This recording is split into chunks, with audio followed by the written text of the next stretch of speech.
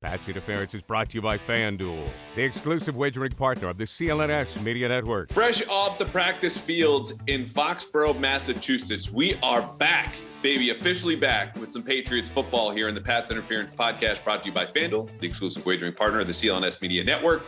And I will be completely honest with you. This time of year, you can call it the first day of school, which is always a little bittersweet.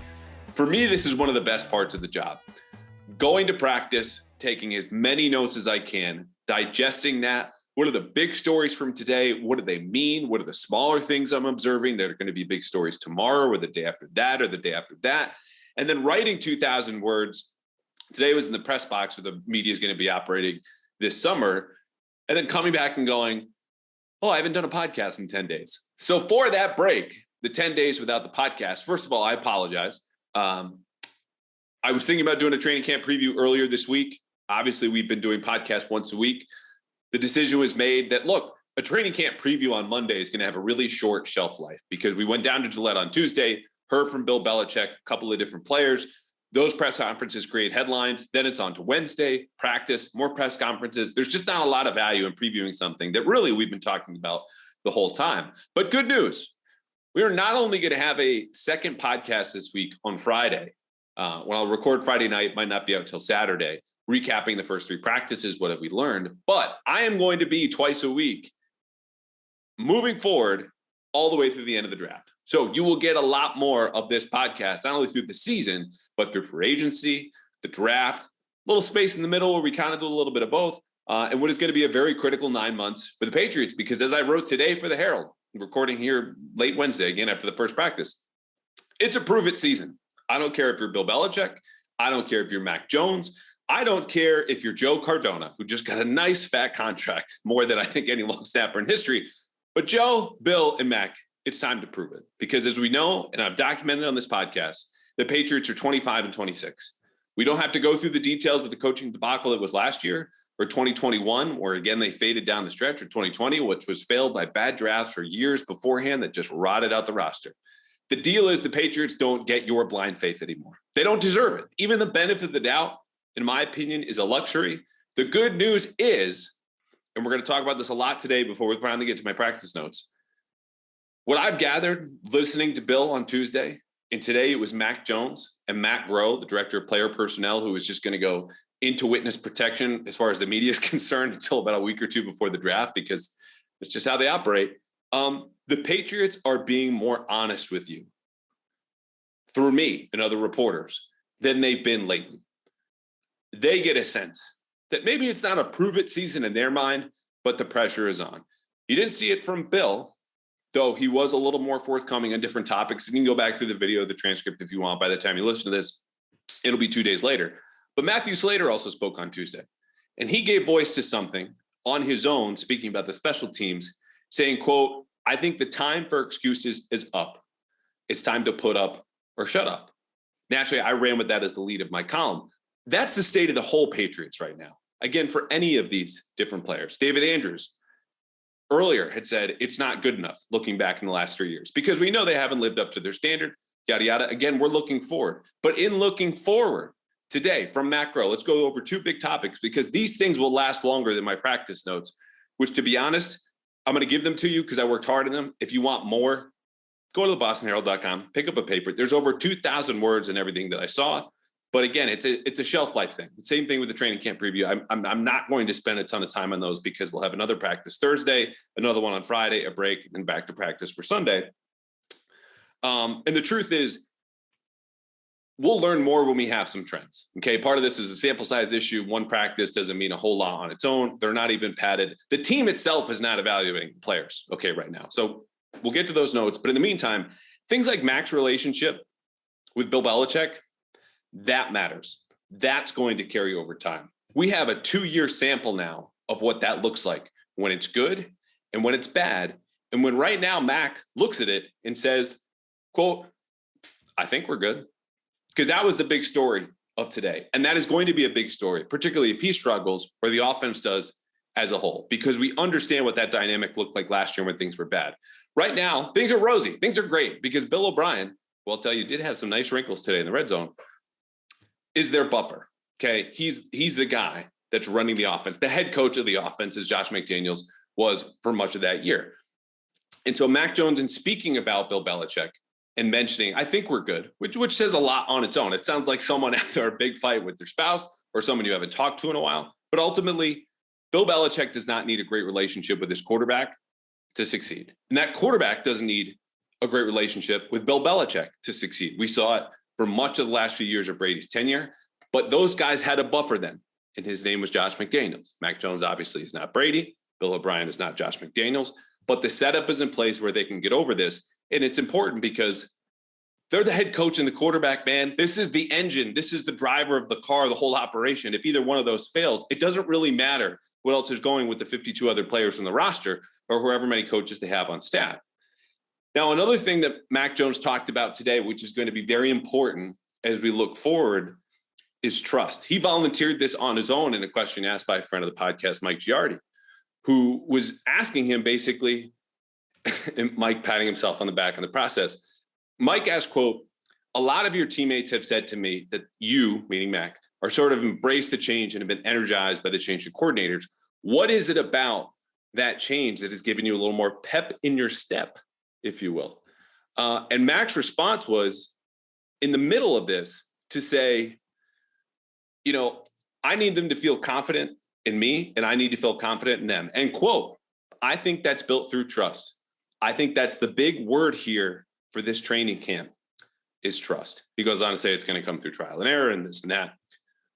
Trust is important in a very unsexy way when we talk about the Patriots or football and any sort of sports. You don't get any points for trust, okay? You don't win any headlines or press conferences talking about things like trust. But when you don't have trust, which the Patriots did not last year, from player to player, from player to coach, people I've spoken with, from coach to coach, what you do get is a lot of losing and even more dysfunction. And we've been through that. I've documented that personally. So when Mac volunteers that, trust is something the Patriots are actively working to rebuild as they're installing plays and they're taking reps and they're growing chemistry. That's huge. Because trust breeds timing on offense. It breeds the confidence he talked about, not only just from player to player and where he's going to throw the ball because he can count on, Devontae Parker, Juju Smith-Schuster, whomever's, he trusts the most. We talked about with trust in Brady and his receivers for 20 years, right? It's the play caller to the quarterback. Last year, I don't know how many times on 3rd and 8 and longer, Matt Patricia was calling a downfield screen where a receiver runs a little underneath route, all the offensive linemen run ahead of him, and it's just a screen instead of 2 yards behind the line of scrimmage, but 2 or 3 or 4 yards downfield because he didn't trust Mac Jones to hang in there. And Mac Jones didn't trust protection. The whole thing fell apart. So the fact that the Patriots have, in my opinion, correctly diagnosed this and are building this out, and we'll see how it moves forward. Again, if Mac looks spooked at the first sign of pressure throughout the rest of training camp, that's a problem. But to me, that quote was huge because I think Bill O'Brien coming in realizes the real issue wasn't that they kept running the same bubble screen RPO or a slant flat when it came down to the goal line or whatever predictable outside zone run that failed and failed and failed. It was Patricia didn't trust Mac Jones. Mac Jones didn't trust Patricia and Belichick or his protection, and the receivers didn't trust Mac to get them the ball. They're starting over. They're having a fresh start. And that was something Mac also gave voice to with Belichick, and we've heard from plenty of different guys. So that's not new. But those quotes really stood out to me. The other part, and again, I promise we're going to get to the goods, the practice notes. Matt Groh spoke today. I want to go over what he said because there are 2 things, one of which I know you're absolutely going to need and want to know about was the receiver part of this.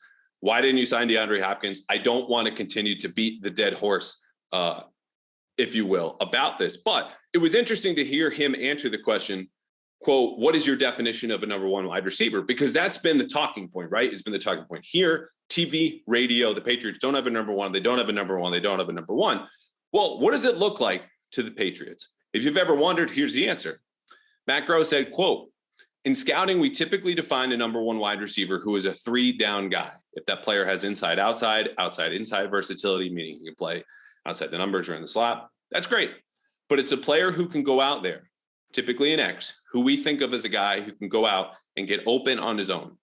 The hallmarks that we have here for receivers are get open, catch the ball, and gain yards after the catch. The more they can do size-wise to be involved in the run game, that's important as well." So there you have it. The reason I bring that up, of course, is DeAndre Hopkins, because by that definition, as we've heard from favorite Belichick mouthpiece and former Patriots executive, Michael Lombardi, and I think there's some truth to this. I'm not knocking Lombardi for this take. DeAndre Hopkins is a guy who's never really gotten that open. He's excellent in contested catch situations. He's a slick route runner, okay? But as he ages, those talents don't really age that well with him. So the Patriots don't see DeAndre Hopkins as a number one. By that definition, someone who gets open, okay, can catch the ball, certainly has outstanding hands, and then does stuff after the catch. He doesn't really do two of those three. So whether you're satisfied with that answer or not, and I wouldn't be, I would still say he comes in, he's your best freaking receiver on the roster, your hallmarks or not. And the size stuff and run blocking, I think is, I don't know how much they prioritize that. It should be so, not even secondary, it should be tertiary to the scouting of receivers. Guys who can get open, it's that and everything else. In my opinion, they don't see Hopkins as a number one. That's why their offer didn't come up and have this happen. And when you talk about yards after the catch, I've already reported that was the tiebreaker between Juju Smith-Schuster coming here and Jacoby Myers. Now, the more important thing is we, again, try to look forward, even though I keep dragging this back into the past, is to talk about the idea of spending, okay? The Patriots have sent the second least amount of money on their roster of any team in the league this year. They're scheduled to spend the least amount of money on their roster in upcoming years. I asked Matt Groh point blank, why are you one of the cheapest teams in the league? And he basically pointed to the fact that we've talked about here for a while, as far as it came up with Hopkins, is that it's not been about the money for the Patriots. They've got the cap, they've got the cash. For them, it's how they fit their contracts in all together, positionally, and then within the locker room.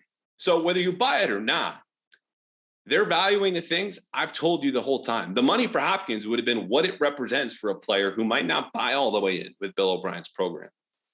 And come week 13, if he doesn't really want to practice, what does that do for Demario Douglas, who, by the way, was getting reps with the starters today? Okay, if he's a little dinged up, does he follow DeAndre Hopkins' lead? Or Bill O'Brien, who's been busting his ass for rounding off slants and not getting enough depth on post routes? Probably the star guy that he's been looking up to for his entire playing career as a high school and college player. Anyway, those are the things to keep in mind, because those are the things the Patriots keep in mind when it comes to building a roster. And again, they should be spending more money. Matt Groh didn't have a really good answer to that. Phil Perry followed up after I had left because they had brought Trent Brown over. And Doug and I are splitting, duties. Of course, they got a lot of press conferences going on. Doug wrote about Matt Groh today, so he sat there the whole time. Phil asked, what does that say about your intentions as a team when you're not spending that much or really using all the resources? And Groh's response was basically, the standard is the standard. It'll always be the standard. We want to have as much success as possible, blah, blah, blah. Not satisfactory to me. And it shouldn't be for you. Why? It's a prove it year. And they're not doing everything they can to prove it to you. And maybe they don't believe in Mac Jones. That's a conversation for another day. Chasing bad money with good money, as it were. But their books are pretty clean, man. And their roster needs are obvious. And they haven't poured all of those resources into making it happen. But the good news is they're being honest. We know the process now. Bill's going to do his thing. But whether it's Matthew Slater or Mac Jones or Matt Groh, this is good for everybody. Let's get it on the record. Let's talk about these things. Let's not go to the same catalog of cliches just to get by and get through the media. Because that time, if I were a fan, should be over. For two numbers and two words, 25 and 26. Hey, you. Yes, you. Take your first swing at betting MLB on FanDuel and get 10 times your first bet amount in bonus bets up to $200. That's right. Just bet $20 and you'll land $200 in bonus bets, win or lose. That's $200 you can spend betting everything from the money line to over-under to spreads, who you think is going to hit first home run or any home run at all. And that's all on an app that's safe, secure, and super easy to use. Plus, when you win, you get paid instantly. I have, and you should too, because there's no better place to bet on MLB than FanDuel, America's #1 sportsbook. Sign up today and visit FanDuel.com/Boston to get up to $200 in bonus bets. That's FanDuel.com/Boston. FanDuel, the official partner of Major League Baseball.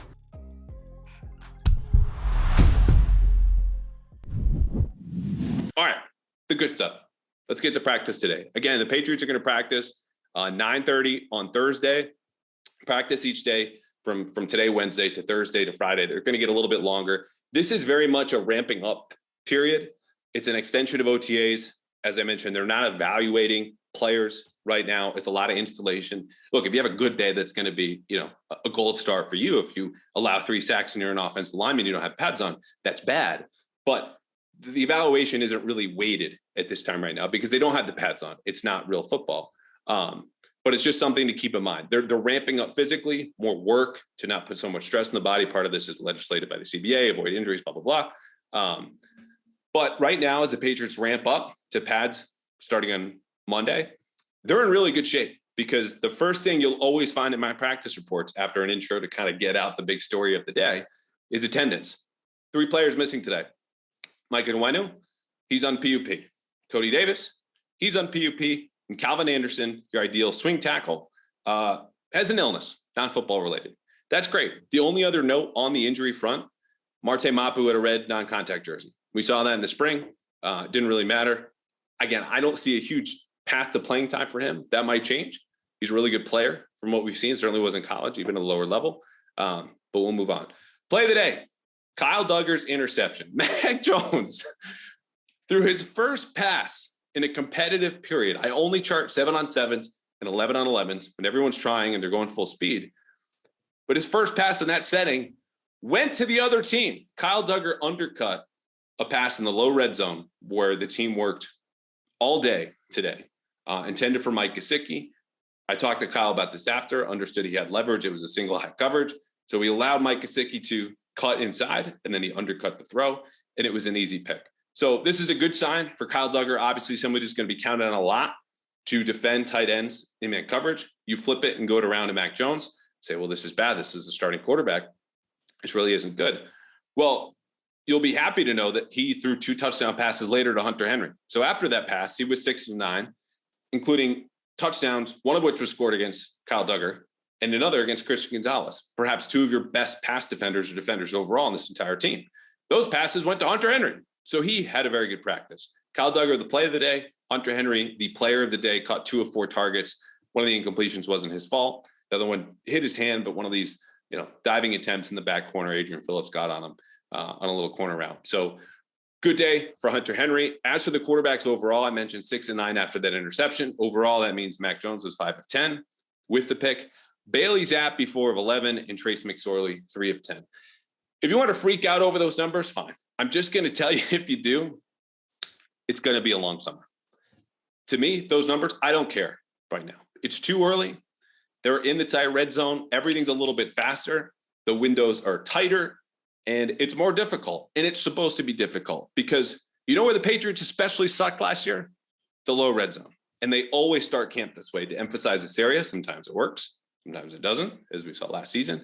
But anyway, wait until we get a bigger sample here and wait for them to get out of the red zone where things will open up a little bit more. And I think we'll really get a test there. But other notes on that, Bailey Zappi was particularly bad in 11-on-11s, which is really, again, your barometer. Mac Jones was 4 of 7. Zappi was 2 of 8. He was erratic. And of those 2 completions, one was tipped at the line. He had 3 passes tipped to the line, 2 went incomplete. The other one obviously was completed.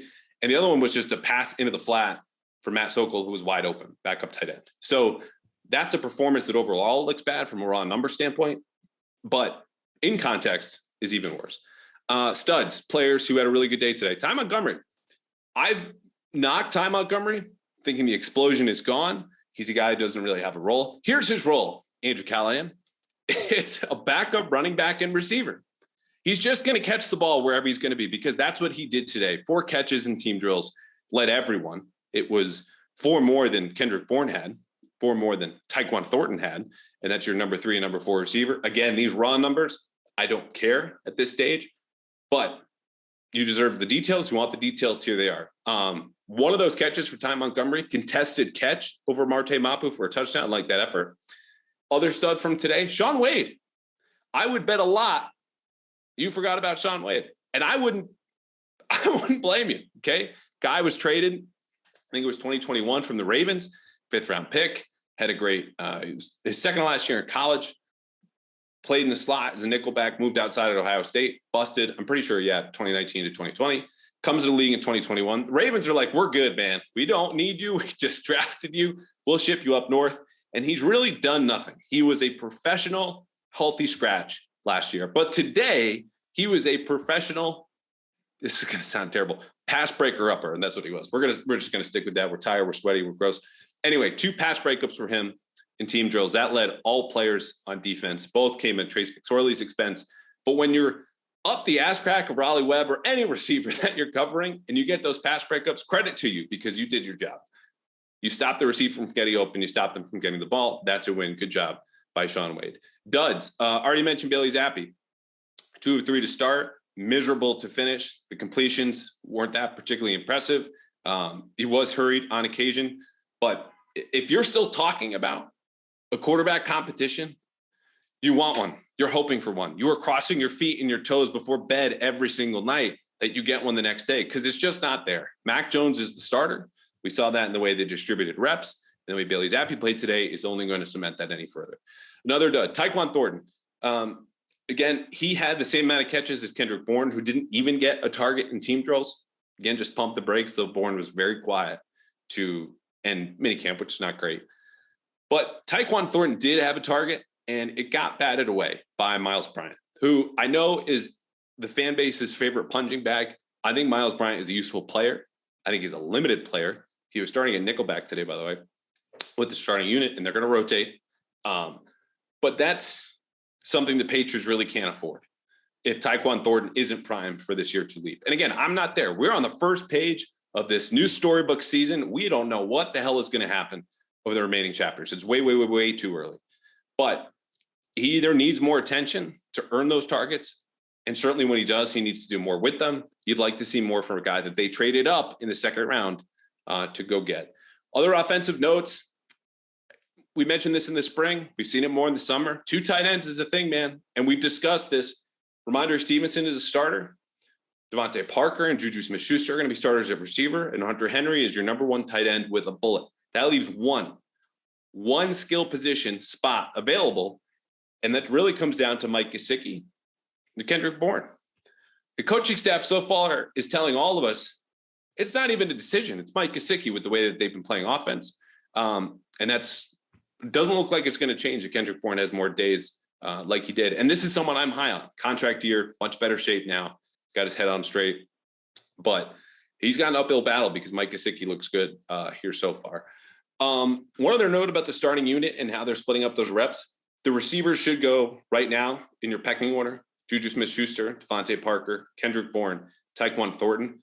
Your 5th receiver as of July 26th, which doesn't matter a whole lot, is Demario Douglas, 6th-round rookie at Liberty, 5'8", 192 pounds. He's got a quickness that virtually no one else on the roster has. He played slot in a way that nobody else does. He was also returning punts with Miles Bryant and Marcus Jones today. This is a player where I talked about what's the big picture story today. What are the smaller things I'm seeing? They're going to be stories later on. I don't know if Demario Douglas is going to be a story later on. What I do know is what I observed today says the staff is very confident in him, or they want him for whatever other reason to succeed. Because while Kayshon Boutte was hanging out with the scout team during early 11 on 11 works, Demario Douglas was chilling with all the starters. And we'll see what he does. He was 0 for 2 in target and team drills. Something to tuck in the back of your mind. Top targets today, Ty Montgomery caught all 4 of his. Hunter Henry, 2 of 4. Raleigh Webb, a big 0 for 3. It's hard to see him right now, and I'm not just talking about one practice training camp, but OTAs and the way they added more core special teamers to this roster to see Raleigh Webb, who they signed off the Ravens practice squad, I think it was last year, to see him get a roster spot. We'll see. It's just been a real struggle. Offensive line. This is important, obviously, because Trent Brown was at practice today. He looked good, said he felt good, talked to him about an extension, talked to my agent, okay, said he didn't know about any conversations. And a lot of good things to say about Bill O'Brien. You can read those again at bostonherald.com. He's starting at left tackle. That much we know. Then it goes Cole Strange at left guard, David Andrews at center. Surprise, it's Bill Murray at right guard. Now, this is, of course, because Mike Onwenu, as mentioned, is hurt. He's on PUP. But Bill Murray, a converted defensive lineman, not from 2 years ago, not from 3 years ago, but from just last season, is now getting first-team reps at right guard. And then it's Riley Reiff, who the Patriots, according to The Athletic, are planning on being their starting right tackle. He gave up at least one sack today in non-pad. Some other reporters had Josh Uche beating him for a would-be sack. And you can't touch the quarterback, so you get close and then you pull up. It's like running into a kid that's not yours at the fair. Just, sorry. And so I'm not ready to evaluate Riley Reiff. I don't think it's the time for that. But the thing to know is he is also, so long as Calvin Anderson is out, your top reserve at left tackle. Okay. And then after him, it's Connor McDermott. So the Patriots last year went down to their fourth right tackle or fourth offensive tackle pretty quickly because we saw a lot of Connor McDermott, who was fine. He's fine. That's what he is as a player. After them at City Sal, who got some snaps at right tackle. Talked about this before. He's a fourth-round pick at Eastern Michigan. Career college guard, played more college games than virtually anyone in that draft class. But almost all of them came at guard and not tackle. Other players playing right guard. Jake Andrews, fourth-round rookie out of Troy. He was their backup center. I think that's his role moving forward. You can almost put that in pen. And Antonio Mafi, who the two of them, Andrews and Mafi, unlike City Sal, were also with the starters. So your top 8 were the starters that I mentioned across the board with Murray and Reiff. Then the backups were McDermott, Mafi, and Andrews, at least for one day. And we'll see where that goes when obviously Calvin Anderson gets back. Okay, defensively, we've got way longer practice notes. I tried to downplay them. I said, don't wait, or don't listen to this. It doesn't matter a whole lot. We're having fun. Again, I love this part of the job. But we'll have a lot more trends and things that you should really sink your teeth into when it's Friday night and I'm recording and I don't know when it'll come out. Anyway, Kyle Duggar had an interception. Sean Wade had 2 pass breakups. Other pass breakups executed by Jelani Tavai, Mac Wilson, Miles Bryant, Brendan Schooler, and Rodney Randall Jr., Dietrich Wise, and Jabril Peppers. I gave him a half sack each. Dietrich Wise had a great pass rush around Riley Reiff. On the opposite side, Jabril Peppers came in through untouched. Okay, defense is spinning the dial. The offense is learning their ABCs with this new system, which again, there's very basic but clear creativity in the red zone you didn't see last year over a 17-game season. One practice. You're already seeing that. It's an upgrade, so I would just hold your breath. The name I want to focus on today, because there are not a ton of notes here defensively, is Mac Wilson. Mac Wilson is up to 245 pounds, according to the team website, or at least 240. That's a lot for a guy who played at 230, has played at 230, and is known as a smaller, lighter linebacker. Like, he's only 6'1". There's not a whole lot of room to put those extra 10, 15 pounds. He's done it.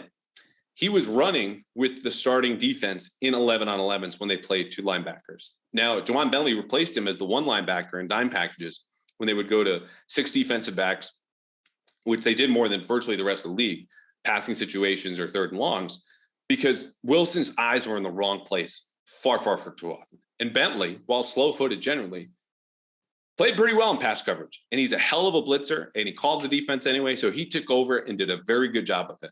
What does that look like moving forward? I don't know, but this is one of those small observations that I would just say, keep an eye on Mac Wilson, particularly in preseason games starting in 2 weeks, suddenly, as of Thursday. Now, Jack Jones, I'm surprised it's taken me too long. It's probably a flag on me for this because he did practice. I think you probably know that by now. What I'll mention, though, is he didn't run with starters. Your starting corners were Christian Gonzalez and Jonathan Jones, and then Miles Bryant and nickelback. And Jonathan Jones and Marcus Jones will cycle in at nickelback. Okay, so you don't have to hate Miles Bryant as much as the band nickelback. But Jack Jones was with the second-team defense. And I don't expect to hear from Jack Jones, having spoken to Patriots PR today for a little while. I'm going to call the league and see what the rules are because all players are expected to be available at least once a week. Obviously, his legal situation puts him in a unique situation, but rules are rules if the NFL intends to enforce them. Anyway, it's interesting to me that he's there with the second team. It could be related to the off-field stuff. It might not be. But again, he was the best player I saw on the field at the last minicamp practice. And right now, he didn't get a single snap as far as I could see with the starting defense. So we'll see where that brings them. Jalen Mills also ran with the second team defense. He's among those safeties. It's a lot of Kyle Duggar, a lot of Adrian Phillips, Jabril Peppers, and Bill Belichick, who, unlike last year, just couldn't get close enough to the offense and the quarterbacks like Patricia and Judge. He was bouncing around again.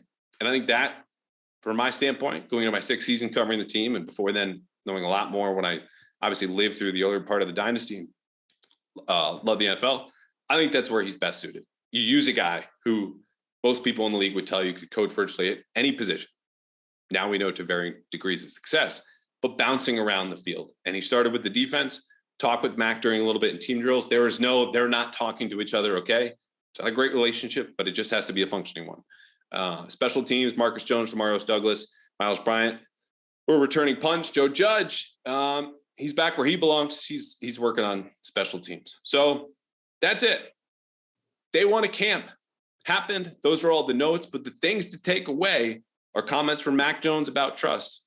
And he thinks he's good with Bill Belichick, which also, by the way, goes for a lot of players. Bill does not bond with players. He keeps his distance intentionally. He will walk through the locker room. I've seen him do this and not make eye contact with guys. Okay. I'm not putting a ton of stock into that one moment or those times, but I think you already know this about him. So whether Mac thinks he's good, that's pretty much where Belichick wants all of his guys. Matt Groh, you want to know what number one receiver is to the Patriots? It's not DeAndre Hopkins, based on that definition. Why aren't they spending? Well, that's just not a good enough answer. But they're giving you answers. They're giving you better answers. And I can only hope, for my sake, so that I can bring you more insight and analysis and reporting, that they keep that up. Because they're in a real tough spot this year with the hardest schedule in the league. But we are still about 40 days away from kickoff. Day one of training camp was a lot of fun. We'll have a lot more coming for you. Recording Friday night, the next two practices. What were the trends, the themes of the first 3 days? In the meantime, if you appreciated my rambling here on day one and any of the podcasts beforehand, please leave a review on Apple. We had a lot of you give that bump with the ratings. Leave your comments, thoughts, tweet at me, email me, whatever you want. It just helps us grow, which we are going to continue to do, especially now going twice a week all the way through the 2024 draft. Apple, Spotify, wherever you're getting your podcast, give us a rating and a review, please. It would be a huge, huge help. And don't forget to support the people that support us, which include FanDuel, the exclusive wagering partner of the CLNS Media Network. Until then, happy summer. We're back, baby.